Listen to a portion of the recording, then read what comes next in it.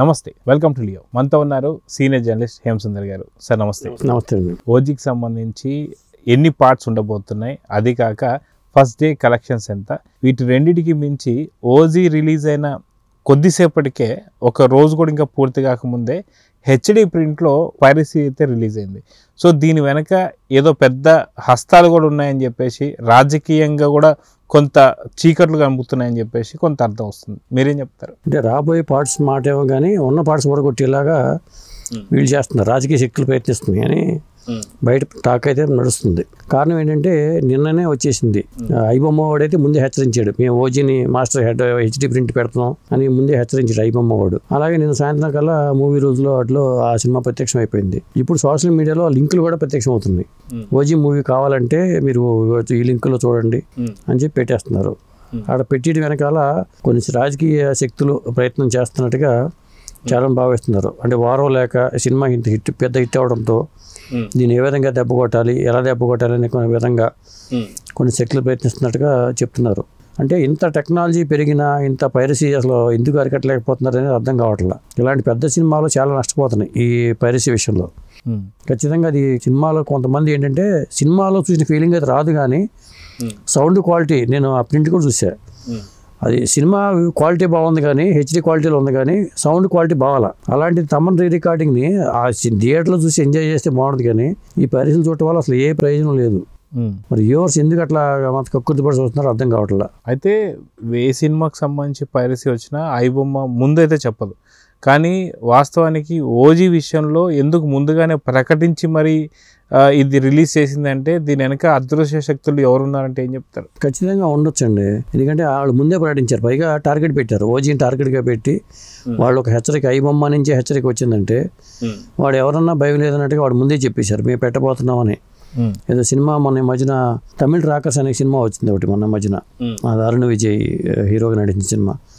Same తమిళ రాకర్స్లో కూడా మీ పలానా సినిమాని రిలీజ్ చేయబోతున్నాం హెచ్చరిక చేశారు. ఆ తరహాలోనే ఐబొమ్మ వాడు ఒక హెచ్చరిక చేశాడంటే ఎన్ని గట్స్ ఉన్నాయి అనుకోవాలి వాళ్ళకి.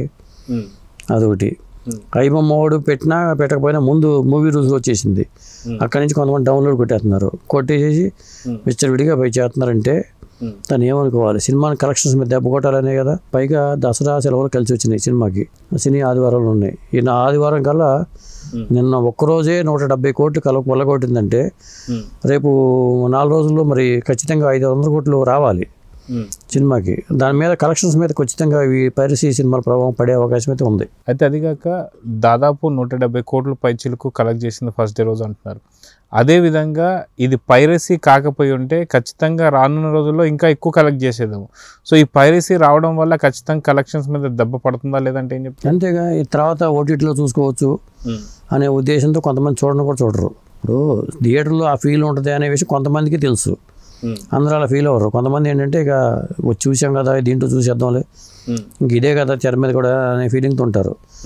చాలా వరకు కలెక్షన్స్ మీద ఖచ్చితంగా పైరసీ సినిమాల ప్రభావం అయితే ఉంటుందండి.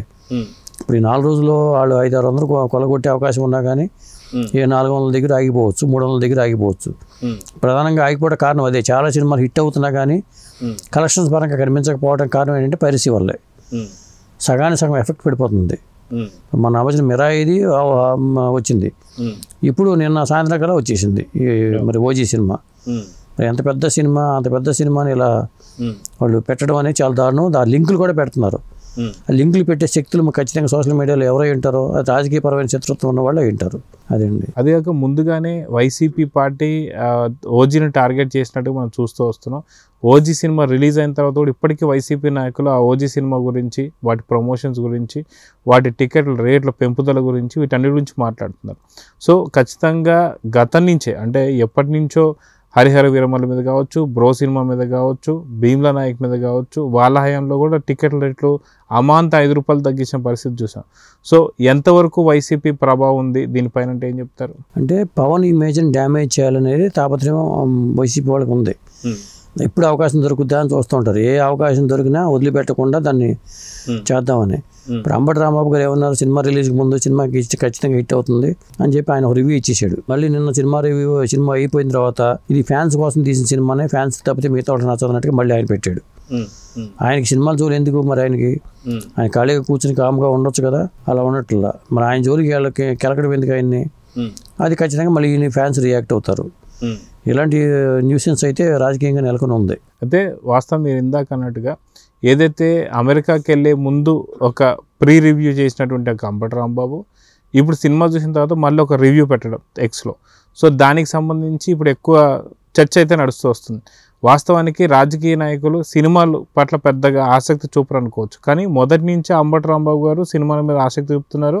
ఎక్కువ ఫోకస్ కూడా పవన్ కళ్యాణ్ మీద పెడుతున్నారు. సో ఓజీని ఇంత పెద్ద టార్గెట్ చేయాల్సిన అవసరం ఉందంటారా? అంటే ఆయన పాత్ర పెట్టలేదని బాధతో కూడా చేసి ఉండొచ్చు. బ్రోలో పెట్టారు కాబట్టి దీంట్లో పెట్టలేదని ఎక్కడైనా పెట్టుంటే ఒక విధంగా బాగుండేదేమో మరి. అప్పుడు ఇంకో వేరే రకమైన ఇది వచ్చేది. ఇక ఆయనకి ఏదో వార్త కావాలి కదా, వార్త లేదు. వార్త లేనప్పుడు మరి ఏదో ఒకటి చేయాలి కదా. సినిమా రివ్యూ చెప్పడము, సినిమా రెండో రివ్యూ చెప్పడం, మూడో రివ్యూ చెప్పడము చేయాలి. అదే చేస్తున్నట్టుగా మనం అనుకోవచ్చు. సో ఈ సినిమాకి సంబంధించి మిగతా పార్ట్ 2 ఉంటుందని చెప్పి లాస్ట్ క్లైమాక్స్లో ఇచ్చారండి. అదేవిధంగా పార్ట్ 3 కూడా ఉండబోతుందని చెప్పేసి కొంత వార్తలు కూడా వస్తున్నాయి. దీని మీద ఎంత నిజం ఉందంటే ఏం చెప్తారు? అంటే సుజిత్ చెప్పడం అయితే సీక్వెల్స్ ఉంటాయని చెప్తున్నారు కాబట్టి పార్ట్ 2కి వాళ్ళు ఇచ్చేసారు ఆల్రెడీ లీడ్. పార్ట్ 2లో పవన్ కళ్యాణ్తో చేసి పార్ట్ 3లో అకిరానందన్కి అవకాశం ఉంటుందా అనేది ఒకటి, లేదా పార్ట్ 2లోనే అకిరానందన్ పవర్ స్టార్ ఉంటారా ఇలా. ఎందుకంటే పవర్ స్టార్ సినిమాలు తగ్గించుకుంటారు కాబట్టి అకిరానందన్ అయితే ఈజీగా అది ఆ పవర్ఫుల్ పాత్రని కంటిన్యూ చేయొచ్చు. ఇక్కడ ఏమవుతుందంటే అకిరానందన్ పెడితే కొడుకుగా పెట్టే అవకాశం లేదు. ఎందుకంటే ఈ సినిమాలో అనేది కూతురు ఉంది, మన ఓజిఎస్ గంభీరాకి ఒక కూతురే ఉంది కాబట్టి ఆ కొడుకుగా చూడటానికి లేదు అకిరానందన్ పెట్టేటైతే. అప్పుడు అక్కడ జాకీ లింక్ పెట్టారు, సాహోకి లింక్ పెట్టారు కాబట్టి జాకీ ష్రాఫ్ దగ్గర ఉన్న పిల్లవాడిని తీసుకొచ్చి అకిరానందన్ పాత్ర చేసే అవకాశాలు అయితే ఉంటాయి. అదే పాత్ర కంటిన్యూ చేసే అవకాశం కూడా ఉండొచ్చు.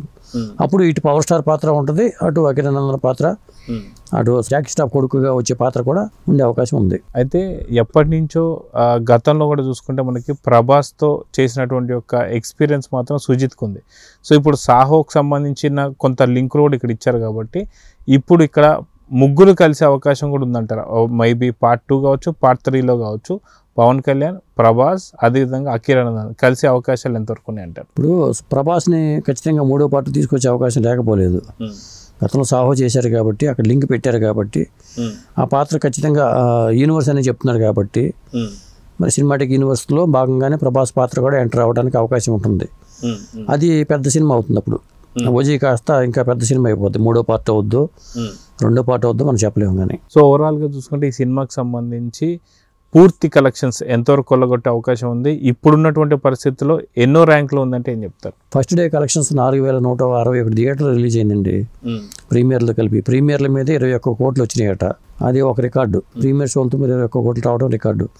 ఇండియా వైజ్గా 91 కోట్లు అంటే కూలీ రికార్డులను బద్దలు కొట్టేసింది. కూలీకి వచ్చి 65 కోట్లు వస్తే దీనికి 91 వచ్చినాయి. అట్లా ఓవరాల్గా ప్రపంచవ్యాప్తంగా 170 కోట్ల దాకా వచ్చినాయని చెప్తున్నారు. అది పెద్ద రికార్డు అవుతుంది. 170 కోట్లు ఫస్ట్ డే కలెక్ట్ చేసిందంటే పవర్ స్టార్ సినిమాల్లో ఇది పెద్ద రికార్డు అయితే, ఈ 2025లో వచ్చిన సినిమాల్లో ఒక రికార్డు అయితే టాప్ 10లో చోటు దక్కించుకోవడం ఒక రికార్డు. అంటే టాప్ 5లో ఉంది ఈ సినిమా అని చెప్తున్నారు. అంటే టాప్ పుష్ప 2 కానీ లేకపోతే RRR కానీ ఇది కొన్ని పెద్ద సినిమాలు ఉన్నాయి కాబట్టి బాహుబలి 2 కానీ వాటి లిస్టులో టాప్ 5లో ఈ సినిమా ఉందని చెప్తున్నారు. ఈ 4 రోజుల కలెక్షన్ తర్వాత మరి ఎంత రికార్డు వస్తుందని చూడాలి. సో చూద్దాం సార్. మొత్తానికి ఈ సినిమా అయితే రికార్డుల మీద రికార్డులు బద్దలు కొడుతున్నా, వీటిపైన మాత్రం ఒక పొలిటికల్ వార్ అయితే నడుస్తూ వస్తుంది, అటాకులు కూడా జరుగుతూ వస్తున్నాయి. సో చూద్దాం జరగబోతుందో. నమస్తే.